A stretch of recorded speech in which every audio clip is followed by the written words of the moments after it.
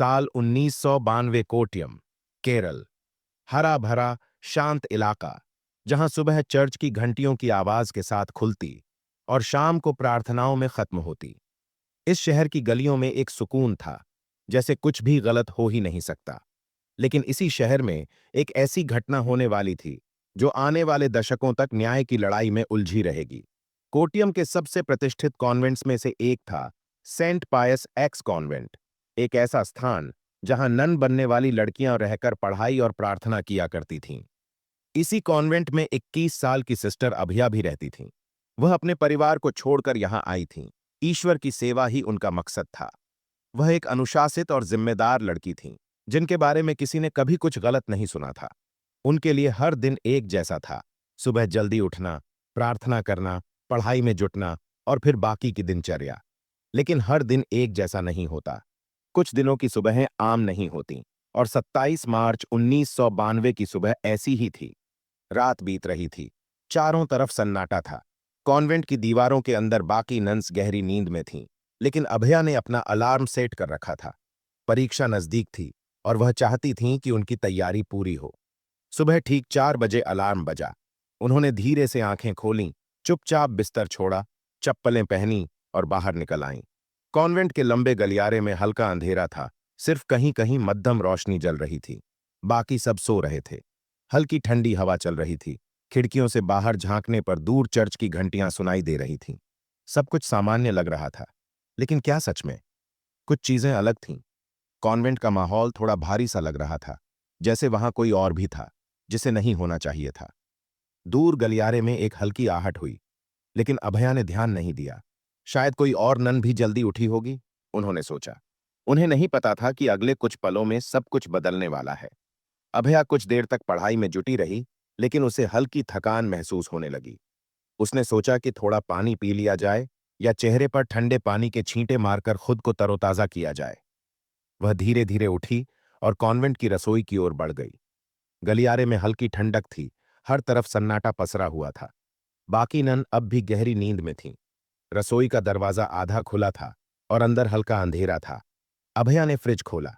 ठंडी हवा का हल्का झोंका उसके चेहरे से टकराया। उसने एक पानी की बोतल उठाई, लेकिन तभी पीछे कहीं हल्की सरसराहट हुई, जैसे कोई दबे पांव चल रहा हो। उसने मुड़कर देखा, मगर वहां कोई नहीं था। शायद उसका भ्रम था। उसने बोतल का ढक्कन खोला, कुछ घूंट भरे और फिर क्या हुआ, कोई नहीं जानता। सूरज की पहली किरणें कॉन्वेंट की दीवारों से टकरा रही थीं। एक एक करके नन जाग रही थीं, लेकिन माहौल में कुछ अजीब था। किसी ने देखा कि सिस्टर अभया अपने बिस्तर पर नहीं थीं। यह अजीब था, क्योंकि वह हमेशा एक तय समय पर नजर आ जाती थीं। फिर किसी की नजर रसोई में गई। वहां एक पानी की बोतल पड़ी थी, जिसका ढक्कन खुला हुआ था।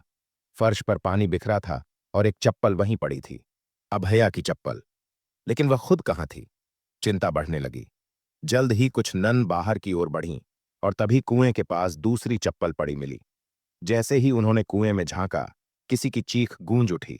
अंदर एक शरीर था। जल्द ही पुलिस और फायर ब्रिगेड विभाग को बुलाया गया। जब शव कुएं से बाहर निकाला गया, तो वहां मौजूद हर व्यक्ति को मानो किसी ने जड़ कर दिया था।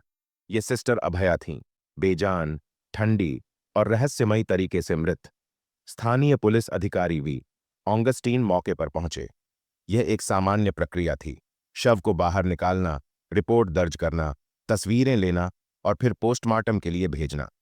लेकिन जब डॉक्टरों ने शव की जांच की, तो चीजें और उलझने लगीं। अभया के सिर पर चोट के निशान थे, उसके शरीर पर हल्की खरोंचें थीं, लेकिन पोस्टमार्टम रिपोर्ट में मौत का कारण डूबना बताया गया। आधिकारिक तौर पर इसे आत्महत्या घोषित कर दिया गया, लेकिन कई चीजें मेल नहीं खा रही थीं। अगर यह आत्महत्या थी, तो अभया ने अलार्म क्यों लगाया था? अगर वह खुद कुएं में कूदी थीं, तो उनके सिर पर चोट कैसे लगी? रसोई में पानी क्यों गिरा था? बोतल का ढक्कन खुला क्यों था? क्या वहां कोई और भी था? जवाबों से ज्यादा सवाल थे। कुछ लोग मानने लगे कि यह सिर्फ एक दुर्घटना नहीं थी, बल्कि एक हत्या थी। कुछ तो यह भी सोच रहे थे कि सच्चाई को छिपाने की कोशिश की जा रही थी, खासकर क्योंकि यह घटना एक कॉन्वेंट के अंदर हुई थी, जहां बाहरी लोगों की पहुंच बहुत मुश्किल थी। कॉन्वेंट की सख्त दीवारों के पीछे क्या हो रहा था? कौन जानता था कि उस रात सच में क्या हुआ था? और सबसे बड़ा सवाल, क्या अभया को सच में न्याय मिल पाएगा? इस घटना ने पूरे समुदाय को हिलाकर रख दिया। न सिर्फ एक नन की मौत रहस्यमयी थी, बल्कि उसके बाद जिस तरह मामले को संभाला गया, उसने कई सवाल खड़े कर दिए। यह साफ था कि कुछ छिपाने की कोशिश की जा रही थी। स्थानीय कार्यकर्ता जोमेन पुतिन पैराकल ने इसे यूं ही खत्म नहीं होने दिया। उन्हें यकीन था कि सिस्टर अभया की मौत में कुछ गड़बड़ है। उन्होंने न्याय की मांग के लिए एक समिति बनाई और प्रशासन पर दबाव बनाना शुरू किया। 16 अप्रैल को मामला क्राइम ब्रांच को सौंप दिया गया, जिससे उम्मीद थी कि अब सच्चाई सामने आएगी। लेकिन महीनों की जांच के बाद जो रिपोर्ट आई, उसने लोगों को और गुस्से में भर दिया। क्राइम ब्रांच ने अपनी जांच को बंद करते हुए निष्कर्ष निकाला कि सिस्टर अभया ने आत्महत्या की थी। ये वही कहानी थी जिसे पहले भी दोहराया गया था। कोई ठोस नया सबूत पेश नहीं किया गया, कोई स्पष्ट वजह नहीं बताई गई। बस एक आधिकारिक बयान दे दिया गया कि अभया ने खुद अपनी जान ली। लेकिन अगर यह आत्महत्या थी, तो इतने सवाल अनसुलझे क्यों रह गए? उनकी चप्पलें अलग-अलग जगहों पर क्यों पाई गईं? उनके सिर पर चोट कैसे आई? आत्महत्या करने से पहले किसी को जगाने के लिए अलार्म क्यों लगाया गया?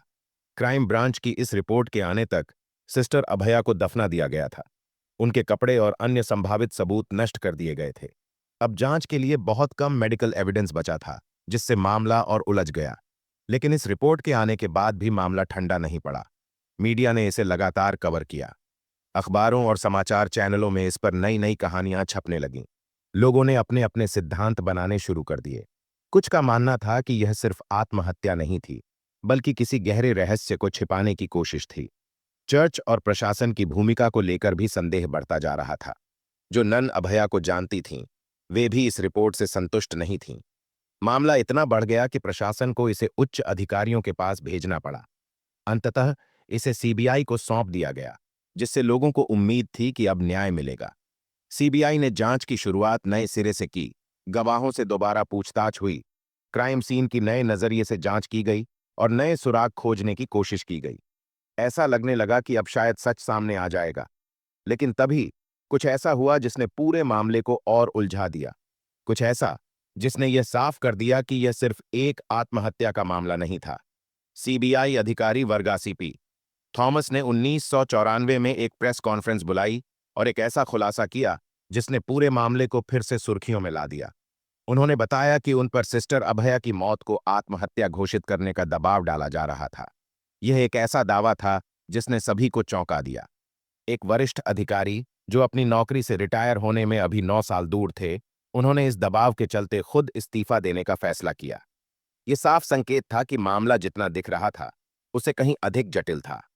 सवाल उठने लगे, अगर यह सीधा मामला था, तो इसे दबाने की कोशिश क्यों हो रही थी? आखिर यह दबाव आ कहां से रहा था? थॉमस के इस बयान के बाद मामला फिर से राष्ट्रीय सुर्खियों में आ गया। मीडिया ने इसे और गहराई से खोदना शुरू किया। जनता के बीच भी बेचैनी बढ़ गई। आखिर कौन नहीं चाहता था कि सच सामने आए? लेकिन मुश्किल यह थी कि इतने सालों बाद भी जांच के पास ठोस मेडिकल सबूत नहीं थे। सिस्टर अभया के कपड़े और अन्य जरूरी चीजें पहले ही नष्ट कर दी गई थीं, जिससे हत्या की संभावना को साबित करना मुश्किल हो गया था। इसके बावजूद सीबीआई टीम ने जांच जारी रखी और अलग-अलग एंगल से पड़ताल शुरू की। डमी टेस्ट किए गए। सीबीआई ने सिस्टर अभया के कद और वजन के बराबर एक गुड़िया तैयार की और उसे कुएं में गिराने के अलग-अलग तरीके आजमाए। यह देखने की कोशिश की गई कि किन स्थितियों में शरीर को चोटें आ सकती थीं।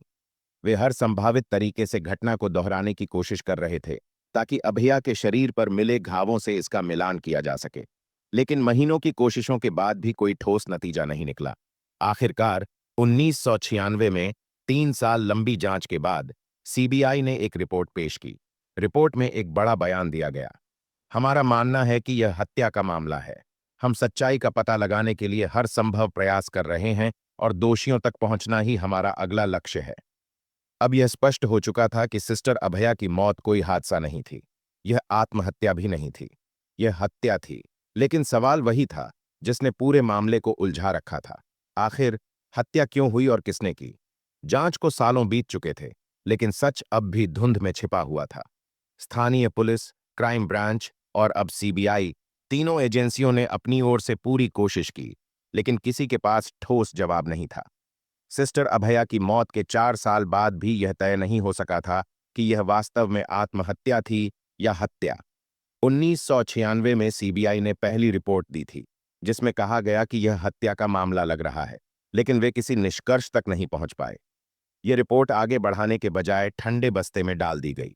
लेकिन जैसे जैसे जनता और मीडिया का दबाव बढ़ा, सीबीआई को इस केस में एक नई टीम नियुक्त करनी पड़ी।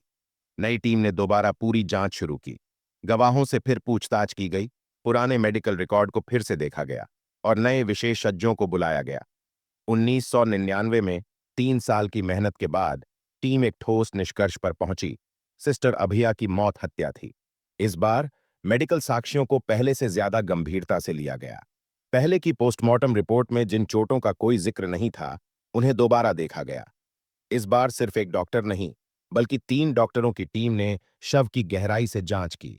उन्हें कई चोटों के निशान मिले, जिनकी जानकारी पहली रिपोर्ट में दर्ज ही नहीं थी। ये ऐसे निशान थे जो स्पष्ट रूप से दर्शा रहे थे कि यह आत्महत्या नहीं हो सकती।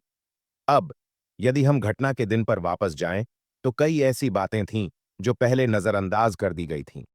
कॉन्वेंट में मौजूद कई ननों ने सिस्टर अभया के शरीर पर चोटों के निशान देखे थे जब उसे कुएं से निकाला गया था। वी ऑगस्टीन, जो कि शुरुआती जांच करने वाले अधिकारी थे, उन्होंने घटनास्थल पर एक फोटोग्राफर को भी बुलाया था।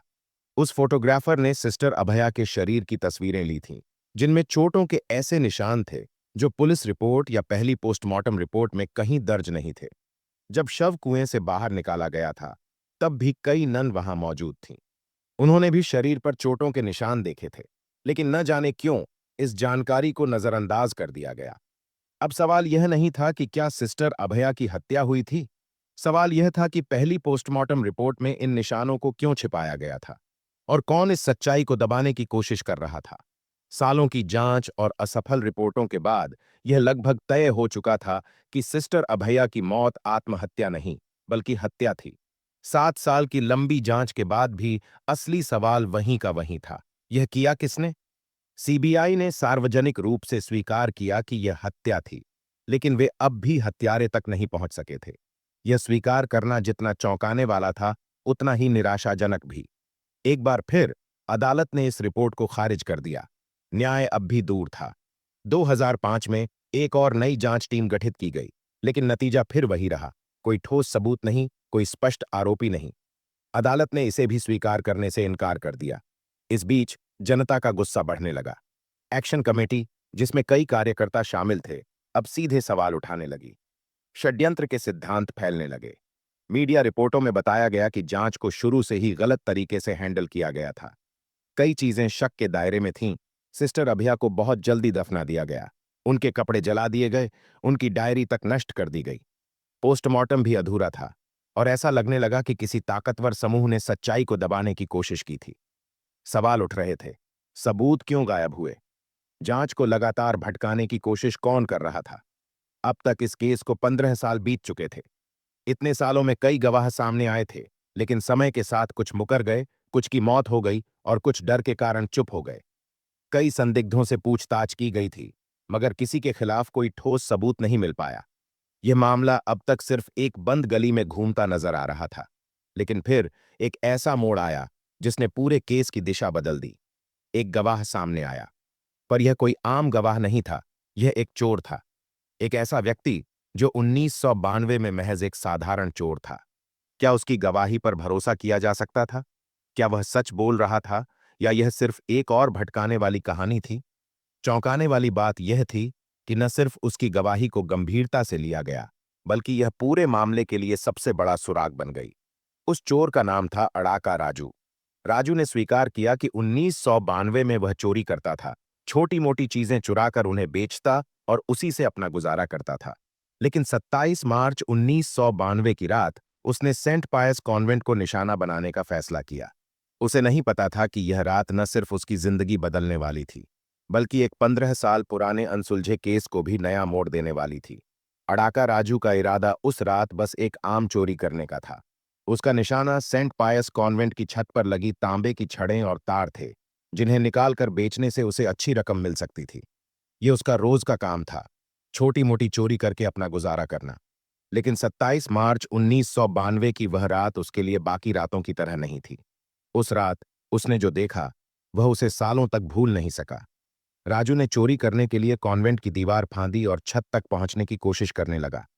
रात गहरी थी, चारों ओर सन्नाटा पसरा हुआ था। लेकिन तभी उसने कुछ ऐसा देखा जिसने उसे अंदर तक हिला दिया। कोई और भी वहां था। अंधेरे में उसने देखा कि कोई व्यक्ति कॉन्वेंट कैंपस में घुस रहा था, लेकिन यह कोई आम आदमी नहीं था। राजू की आंखें चौड़ी हो गईं जब उसने गौर किया कि वह फादर थॉमस कॉटूर थे। इतनी देर रात को एक पादरी लड़कियों के छात्रावास के पास क्या कर रहा था? राजू वहीं छुपकर देखता रहा। उसने महसूस किया कि फादर अकेले नहीं थे। उनके साथ जोसेफ पुत्रिक्कल और सिस्टर सेफी भी थीं।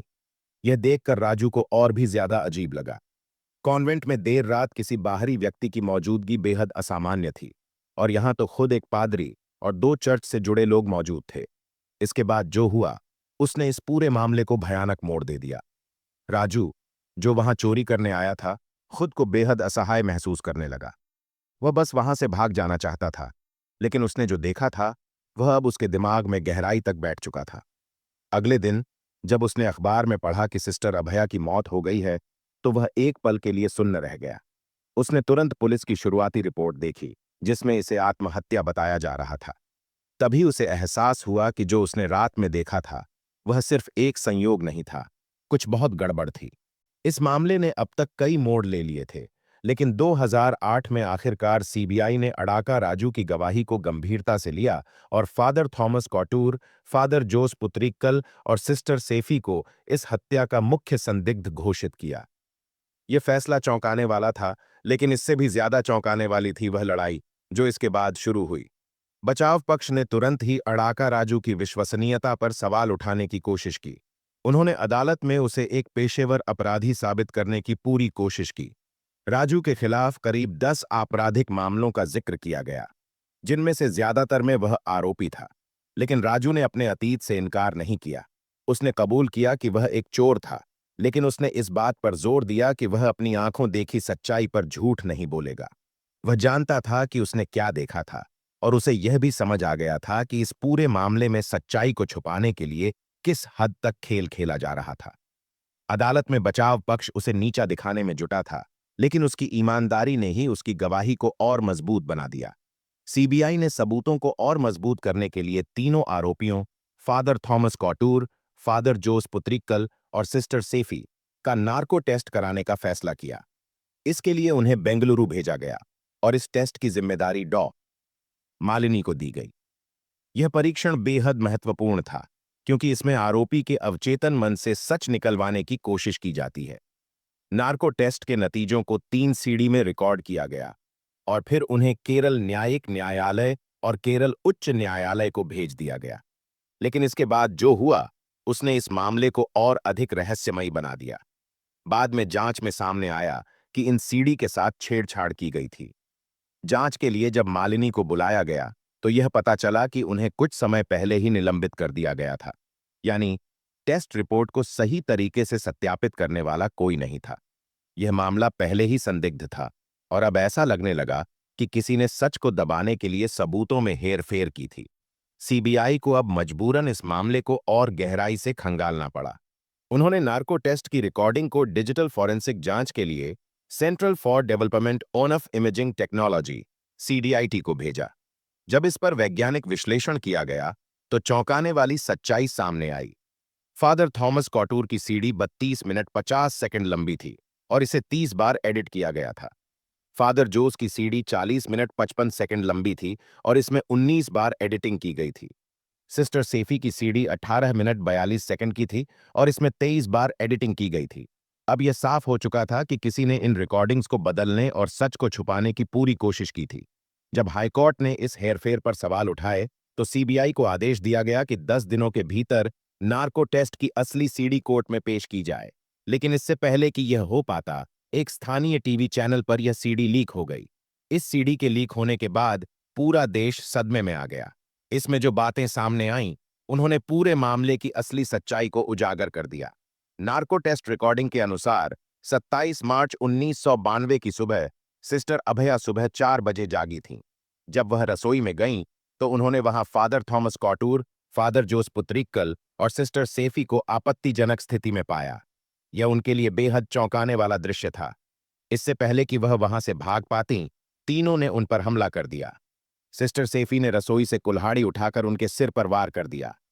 पोस्टमार्टम रिपोर्ट में यह पुष्टि भी हुई थी कि अभया के सिर पर गंभीर चोटें थीं। इसके बाद उन्होंने मिलकर अभया के शरीर को घसीटा और उसे कुएं में फेंक दिया, ताकि यह आत्महत्या लगे और उनका राज हमेशा के लिए दफन हो जाए। सीडी के प्रसारित होने के बाद सीबीआई को कोई और रास्ता नहीं दिखा। उन्होंने फादर थॉमस कॉटूर, फादर जोस पुत्रिकल और सिस्टर सेफी से पूछताछ शुरू की, लेकिन 2009 में तीनों को जमानत पर रिहा कर दिया गया। यह चौंकाने वाला था कि फादर जोस को इस मामले में निर्दोष मान लिया गया और उनके खिलाफ कोई ठोस कार्रवाई नहीं हुई। इसके बाद भी केस चलता रहा। 2009 से 2019 के बीच कई सुनवाई हुई और आखिरकार 2020 में केरल उच्च न्यायालय ने अपना अंतिम फैसला सुनाया। फादर थॉमस कॉटूर और सिस्टर सेफी को आजीवन कारावास की सजा दी गई और उन पर 5,000 रुपये का जुर्माना भी लगाया गया। यह केस 28 साल तक चलता रहा, लेकिन आखिरकार एक मामूली चोर की गवाही ने भारत के सबसे लंबे चले हत्या के मामलों में से एक को सुलझा दिया। सवाल यह नहीं था कि सिस्टर अभया को न्याय मिला या नहीं, सवाल यह था कि क्यों इतने सालों तक सच्चाई को छुपाने की कोशिश की गई। अब सबसे बड़ा सवाल यही है, अगर अड़ाका राजू न बोलता तो क्या सिस्टर अभया को कभी न्याय मिलता? आप लोग अपने विचार हमें कमेंट सेक्शन में जरूर बताएं। और अगर आपको यह सच्ची कहानी अच्छी लगे तो इस वीडियो को जरूर से लाइक करें और इसे ज्यादा से ज्यादा शेयर करें, ताकि हमारे देश का कानून और ज्यादा मजबूत बन सके। और आप इस वीडियो को लाइक और हमारे इस चैनल को सब्सक्राइब जरूर करें। धन्यवाद।